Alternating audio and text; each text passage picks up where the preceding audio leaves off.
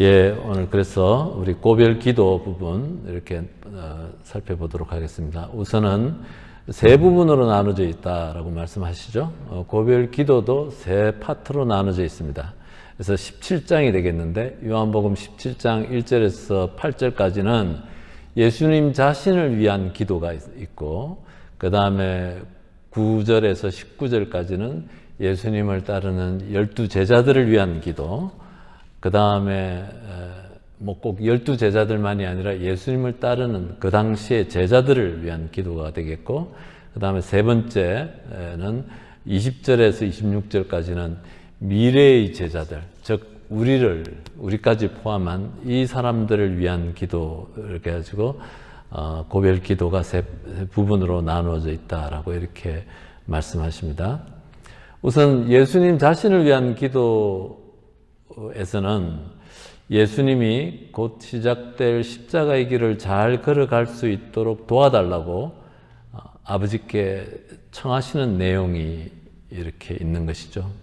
그러면서 제일 중요한 단어 설명하시는데 아빠, 아버지, 아빠란 단어가 다시 등장을 합니다. 신약 성경에서 아버지란 말이 245번이 나오는데 모두 대부분이 호칭으로 예수님께서 하느님을 아빠, 아버지라고 부르셨다. 구약 성경에서는 15번 이렇게 나오는데 호격이 아니라 예수님의 속성 내지는 관계에 대해서 비유적으로, 은유적으로 설명할 때 사용됐다. 호칭은 한 번도 없었다는 거죠. 그래서 아빠, 아버지라는 그 호칭은 예수님이 사용하신 아주 획기적인 단어다. 파격적인 호칭이다라고 이렇게 얘기하시고, 이 아빠, 아버지란 말은 복음의 심장이다라고까지 말씀을 하십니다. 왜 이것이 아빠, 아버지가 복음의 심장이냐면은 이 아빠, 아버지라는 단어 안에 담고 있는 것이 사랑과 자비로우신 아버지, 사랑스러운 무한히 사랑하시는 아버지를 담고 있기 때문이다 라고 얘기하십니다. 송신부님께서는 만약에 아버지의 사랑에 우리가 마음이 열리지 않는 것이 있다면은 어쩌면 우리가 세상을 살아가면서 만나고 있는 아버지에 대한 부정적인 근엄하고 또 무뚝뚝하고 무서운 아버지에 대한 이미지가 우리가 갖고 있는 하느님 아버지에 대한 거기에 영향을 줄 것이다 라고 이렇게 얘기하십니다. 복음에서 아빠, 아버지라고 고별 기도를 시작하시면서 상처받은 우리를 따뜻이 안아주고 또 치유해 주면서 조건 없이 사랑을 주시는 그 아버지로서 예수님께서는 아빠, 아버지라고 이렇게 그 고별 기도를 시작하신다고 얘기하십니다. 예수님의 때가 왔습니다라는 말 안에 그 때라는 것은 당신의 십자가 죽음을 통해 인류에게 영원한 생명을 주시는 그 시간, 그 때를 얘기하는 것입니다. 죽기까지 순종하시고 죽기까지 희생하시고 그래야지 인류에게 참 생명을 주는 그 때를 다시 한번 요한복음에서 강조하고 있습니다. 그리고 영원한 생명이란 17장 3절에 영원한 생명이란 홀로 참 하느님이신 아버지를 알고 아버지께서 보내신 예수 그리스도를 아는 것입니다. 다시 한번 강조하는 것이죠. 영원한 생명이란 하느님을 아는 것이고 또 아버지 하느님이 보내신 예수 그리스도를 아는 것이다 라고 얘기하고, 이 안다는 단어가 기노스코라는 단어를 그리스 말 쓰는데 체험을 통해서 안다라는 것을 강조하시는 것이죠. 그리고 여기서 사용되어진 시제가 한 번이 아니라 계속되는 현재 시제를 사용해서 계속되는 행위, 나날이 매일의 일상의 경험 안에서 체험을 통해서 내가 예수님의 생명에 참여하고 그분이 사랑하셨던 것을 사랑하고 부둥켜 안으셨던 것을 부둥켜 안으면서 그 체험을 통해서 알아가는 그 과정이다라는 것이죠. 그래서 이 영원한 생명을 알아가는 것, 우리가 얼핏 영원한 생명을 양적으로 이해하는 것에 대해서 완전히 다른 내적인 것이고 관계적인 것이다. 그리고 질적인 것이다 라고 이렇게 얘기하십니다. 그리고 하느님을 안다는 것은 그분께서 파견하신 예수 그리스도를 통해서만이 알게 된다. 예수 그리스도를 통해서만이 알게 된다는 것이 다시 한번 강조하시는 것입니다. 그래서 우리가 예수 그리스도를 모르면 하느님 모르는 것이다 는 것을 우리가 다시 얘기하시는 것이죠. 아버지께서 세상에서 뽑으셔 저에게 주신 이 사람들에게 저는 아버지의 이름을 드러냈습니다. 아버지의 이름을 세상에 드러내는 것, 예수님의 사명 가운데 하나가 아버지의 이름을 드러내는 것인데, 이것은 아버지의 이름이라는 것은 야훼라는 아버지의 이름, 말 그대로 이름이 아니라 하느님의 본성, 하느님의 성품, 곧 하느님의 사랑을 가르치는 것이죠. 예수님께서는 그것을 드러내셨고, 또 마지막 순환 십자가의 죽음을 통해서 끝까지 마지막까지 하느님의 그 본성, 하느님의 사랑을 드러내신다는 것이죠. 하느님을 아빠, 아버지로 인식하고 그 아버지가 어떤 분이신지 알려면 오직 예수님을 통해야 한다는 것. 아빠, 아버지는 사랑과 자비. 여러분들께서 예수님께서 아빠, 아버지라고 이렇게 기도하시는 순간, 하느님 아버지라고 기도하는 순간 그 아버지 안에 담겨져 있는 그 뜻은 사랑과 자비의 하느님, 그 사랑과 자비의 아버지라는 것 여러분들이 기억하셨으면 좋겠습니다. 하느님에 대한 잘못된 상을, 이미지를 버리는 것, 그래서 사랑과 자비 자체이신 하느님을 알아가는 것이 우리 삶 안에서 가장 중요한 그 메인스트림인 것이죠. 그러면서 예수님께서 자신을 위한 기도의 마지막에 이들은 아버지의 사람들이었는데 아버지께서 저에게 주셨습니다 라고 얘기하고, 예수님께서는 자기에게 아버지께서 주신 그 사람들, 제자들, 예수님을 따르는 사람들을 하느님의 선물로 받아들이셨다. 굉장히 감동적이었습니다. 예수님께서는 그 사람들을 따르는 그 예수님을 따르는 그 제자들, 부족한 제자들을 하느님의 선물로 받아들이셨다는 것, 그게 굉장히 예수님의 마지막 기도 안에 녹아 있다는 것이죠. 당신께서 주신 이 사람들, 당신께서 주신 이 사람들이 나에겐 선물이었다라고 하는 것이고, 그 질문을 통해서 우리 자신들, 우리 주위 사람들, 우리 가족들, 하느님이 주신 선물로 우리가 인식하고 있고 받아들이고 있는지 자문해 보라라고 질문하십니다.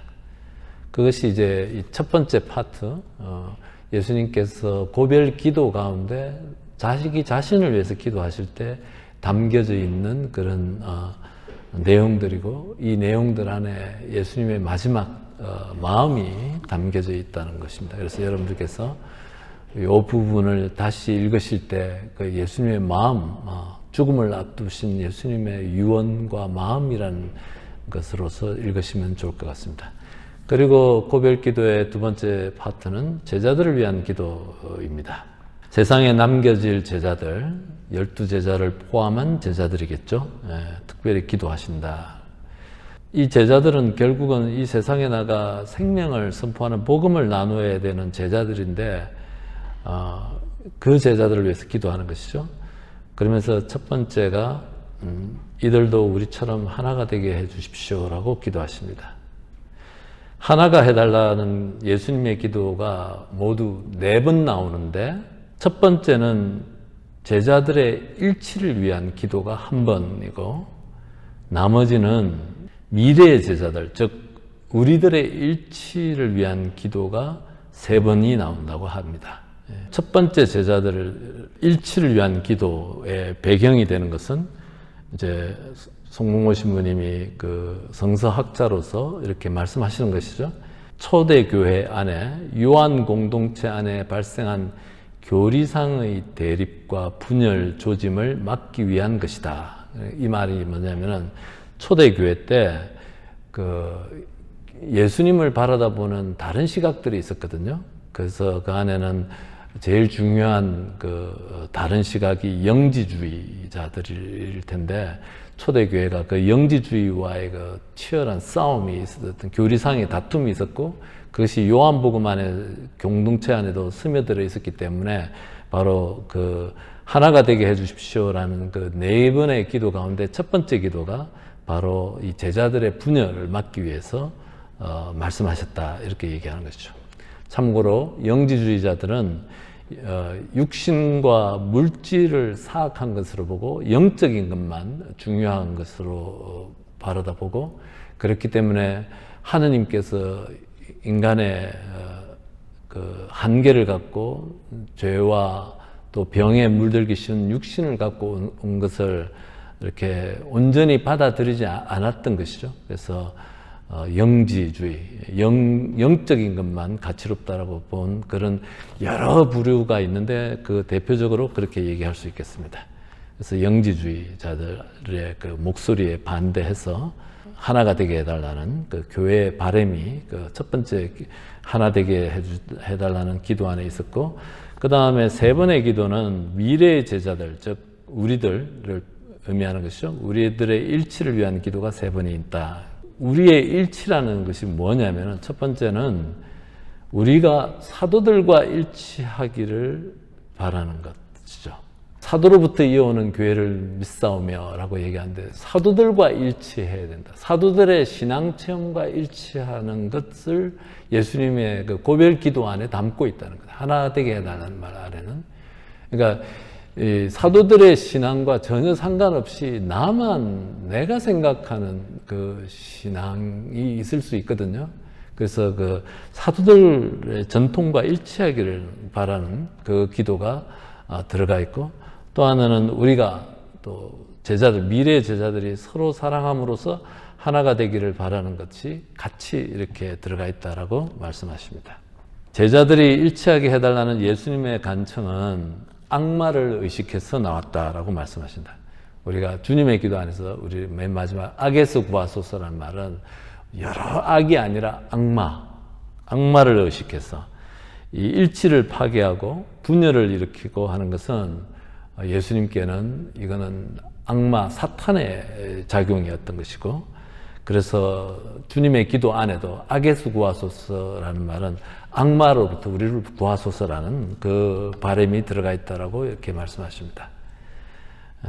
끈질기게 예수님의 공생활 전체에 걸쳐서 반항하고 박해한 악마, 그리고 예수님의 사명을 이어받을 제자들에게도 계속 그렇게 분열을 일으키고 갈등과 분열을 일으키는 것이 인간적인 그런 것들로만, 우연한 일들로만이 아니라 예수님의 반대하는 악의 작용이다라고 이렇게 말씀하시는 것입니다. 저는 이들에게 아버지의 말씀을 주었는데 세상은 이들을 미워하였습니다. 제가 세상에 속하지 않은 것처럼 이들도 세상에 속하지 않기 때문입니다 라고 얘기하시면서 이 세상의 가치와 행동 양식에 순응하고 동화되는 것을 경계하라.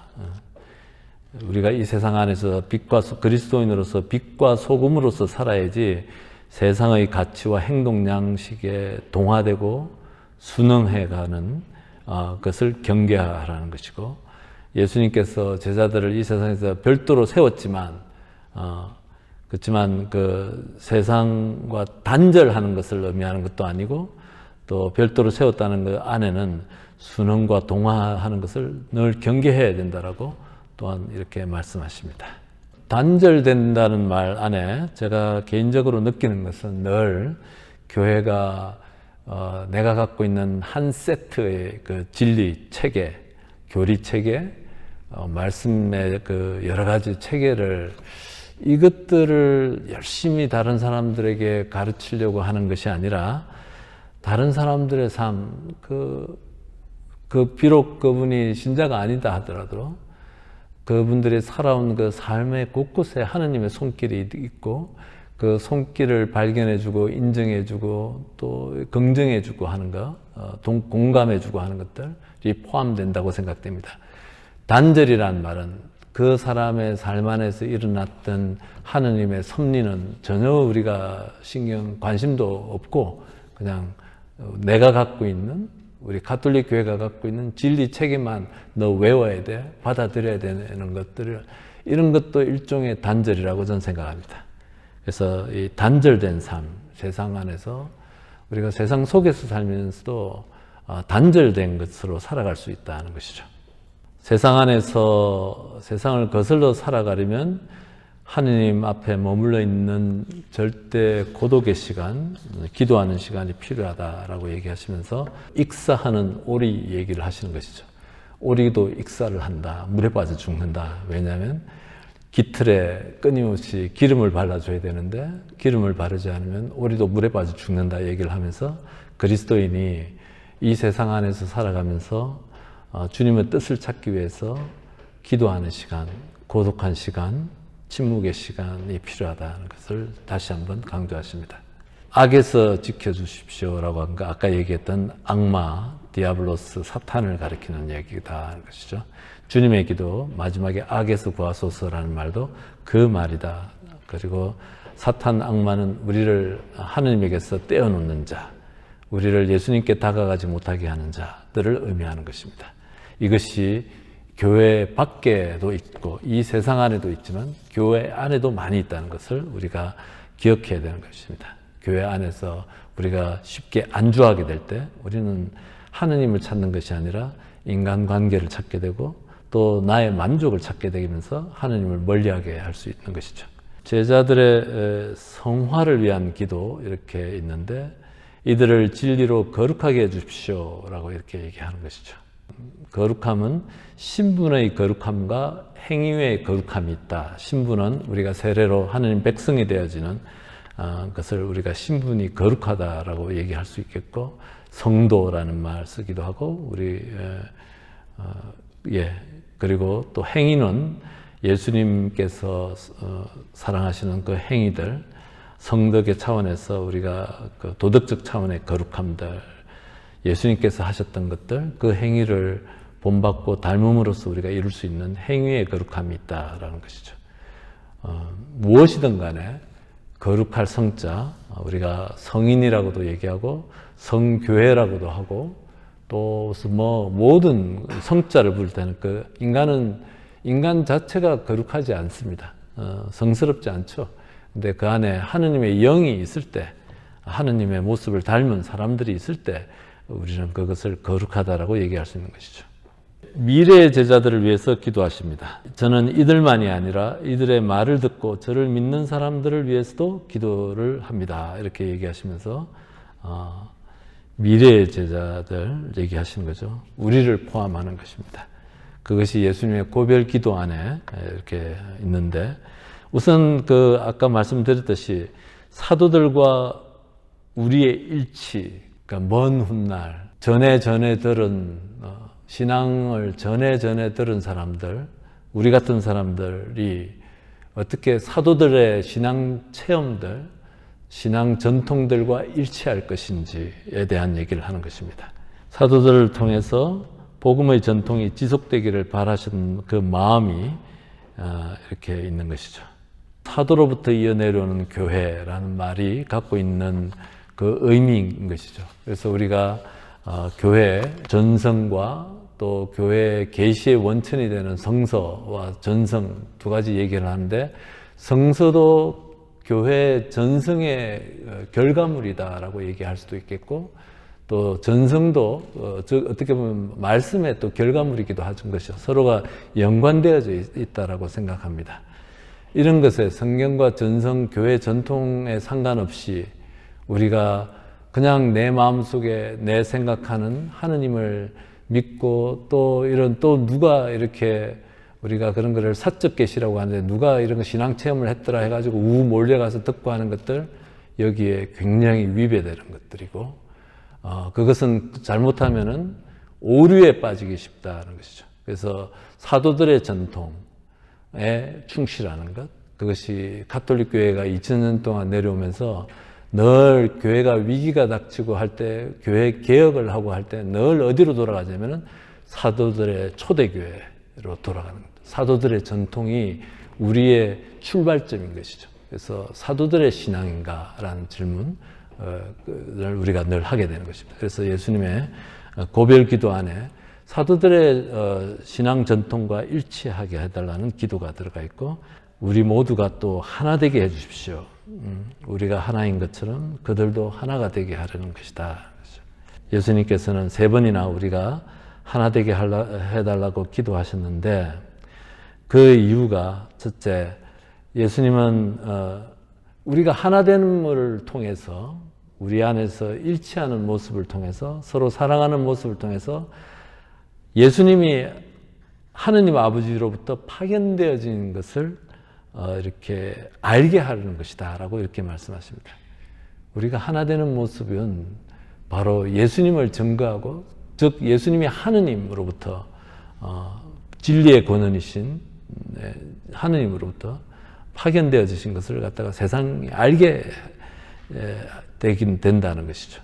그것을 우리가 새겨들었으면 좋겠고, 또 예수님은 그렇게 함으로써 우리가 당신의 제자임을, 예수님의 제자는 예수님이 하셨던 것처럼 자기를 희생하고 하나 되고 빵을 나누는 공동체 안에서 서로가 하나 되고 일치하는 것들, 그 공동체, 예수님의 제자, 우리가 예수님의 제자임을 세상이 알게 되기를 바라신다.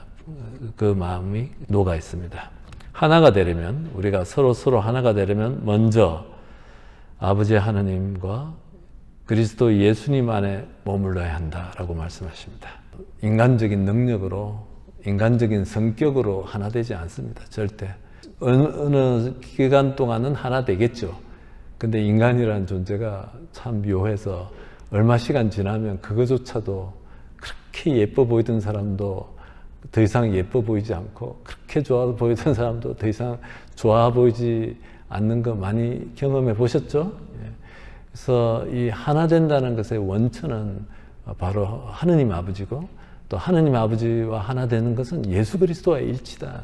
우리가 공동체로서 우리가 성장해 가려고 하면은, 우리가 이 교회가 하느님의 교회가 되려고 하고 거룩한 교회가 되려고 하면은 하느님 아버지와 일치해야 되고, 예수 그리스도와 일치하지 않으면 나머지는 순간적인 것이죠. 찰나적인 것들이 될 것입니다. 그래서 늘 이렇게 하느님 아버지 그리고 예수 그리스도 안에 우리가 머무르는 그런 공동체가 되어야 될 것입니다. 네, 좋습니다. 기도 자료 한번 볼까요? 아버지, 때가 왔습니다 라고 하고, 아버지란 단어, 때란 단어 다 중요한 단어들입니다. 아람어 아빠, 아버지라고 부르셨다. 이 말이 복음의 심장이다. 복음 중에서도 딱 한 단어 하면은 아빠란 단어다. 왜냐하면 그 안에 사랑과 자비의 그 외침이, 호칭이, 관계가 다 녹아 있던 것이다 하는 것이죠. 우리가 어떻게 하느님 아빠의 자녀이고, 또 하느님이 우리의 아빠라는 사실을 기억하고 또 얼마나 중요하게 여기면서 살아가는지 이렇게 성찰해보는 그런 것이 되겠습니다. 그리고 세상은 이들을 미워하였습니다.